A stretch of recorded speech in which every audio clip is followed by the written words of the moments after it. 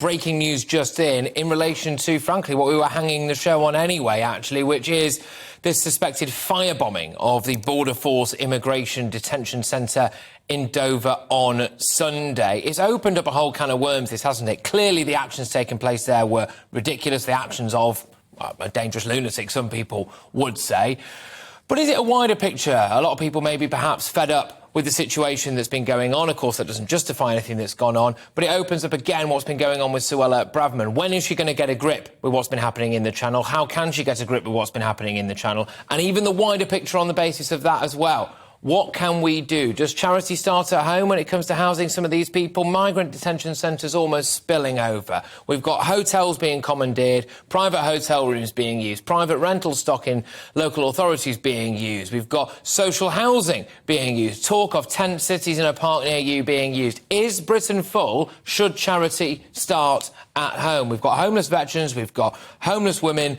In fact, there's been a sharp rise in the number of homeless women. GBViews at gbnews.uk. We're bringing you live, don't forget, Suella Braverman herself in the House of Commons very, very soon, as we understand it, so that's going to be one to watch. But before that, it is time for our Home and Security Editor, Mark White, with that breaking news on the Dover firebomb. Mark, talk to me. What is the latest?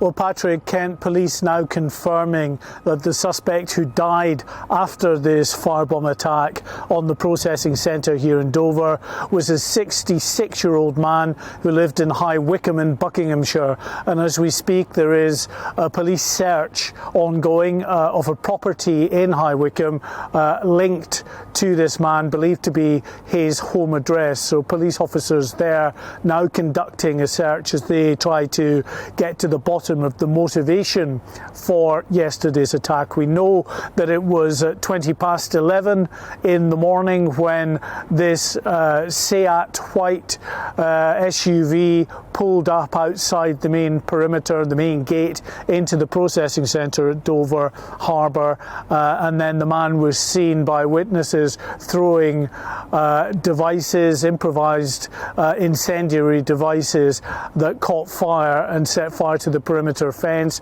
Very dramatic footage, of course, of the security personnel at the processing centre putting out the flames there. Then a Reuters photographer saw this man drive to a nearby petrol station, which was some 200-300 yards away from the scene of the fire that he'd caused. And at that point, the photographer said that he saw this man take his own life. As I say, we still await a response from Kent Police as to what the motivation was for this. So far, they've been saying they keep an open mind. We may get some more from Suella Braverman, the Home Secretary, as she addresses the House of Commons, both on the email faux pas that we've been told about, of course, and the incident that unfolded here, the very serious incident that unfolded here yesterday morning. Mark, I'll just stay with you. We're going to go shortly to our political editor to talk about the kind of hot water that Suella Braverman is in ahead of her addressing the House of Commons live on this very show in about an hour's time, so make sure everyone watching at home or listening in your cars, whatever you're doing, you stay tuned for that. But Mark, serious concerns from, frankly, just ordinary members of the public. It's in my inbox right now. People saying, look, my local hotel has been commandeered. That's one thing. Then there's social housing stock. That's another thing. Then there's private rental stock. That's another thing. And we are hearing now, of course, that conditions and overcrowding in camps like the one, detention centres like the one that you're stood in front of there, is getting towards breaking point. And it raises the question, isn't it? Not necessarily is Britain full, that's a question for somebody else, but are these migrant detention centres full? Because if they are, these people are going to have to go somewhere else. And then where do they go? Well, yeah, it's not so much that they're full. They were never meant to be makeshift refugee camps, which is the allegation that Suella Braverman has effectively turned them into refugee camps, that they were and are designed to be a processing point. They land on the boats, they're taken to Dover or to Manston, and then they're processed for no more than a few hours, 24 hours maximum.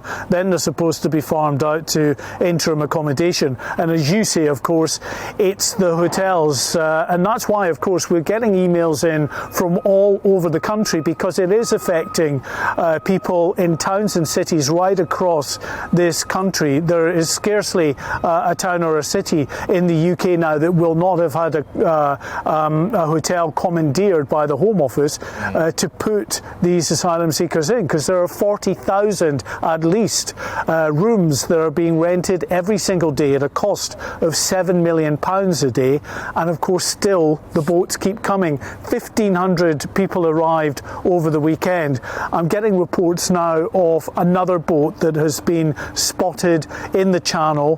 French and British authorities responding to that. It's in mid-channel as we speak. There's also reports, unconfirmed at the moment, that another migrant dinghy may have landed on the beach at St Leonard's, which is a fair distance from here. It's about an hour down the road in East Sussex. So where that boat set off from, I don't know, but conditions are very rough out there and the wind is picking up all the while. Yeah, Mark, look, thank you very much. Expert stuff, that. Mark White joining us. Just in relation to that latest breaking news, the police have now come out and said that they believe that the suspect who was involved in that firebomb at that detention centre in Dover is a 66-year-old man from the High Wycombe area who then proceeded to take his own life shortly afterwards. Look, I've got a lot of you getting in touch. I'm keen to go to his emails soon, gbviews@gbnews.uk. In light of what we're seeing, which is detention centres full, not even supposed to be used for this, the length of time it's taking to process people, where on earth do we put them all? I'm asking whether or not charity should start at home. We approach the winter months, a sharp rise in female homelessness. We've always had a high level of veteran homelessness. The British Legion think between 3 and 6% of military personnel have gone on to become homeless. Hillary's been on, just a quick one. She says charity should always begin at home. If you look after your own people and problems first, then we'll be in a better position to help others. What do you think about that? Really, really serious questions now about whether or not Britain is full. And I'm sorry, but we've been warning about this for a very long time. If you don't do anything about these numbers, you have to confront some uncomfortable truths. And that is one of those uncomfortable truths. We are staring down the barrel now, ladies and gentlemen, of having to ask ourselves, as a nation, whether or not charity needs to start at home. And that's just because of the sheer numbers. Around 40,000 already this year, 1,500 over the weekend alone. And as our very own Mark White said there, at least 2 boats suspected to be in the water as we speak. But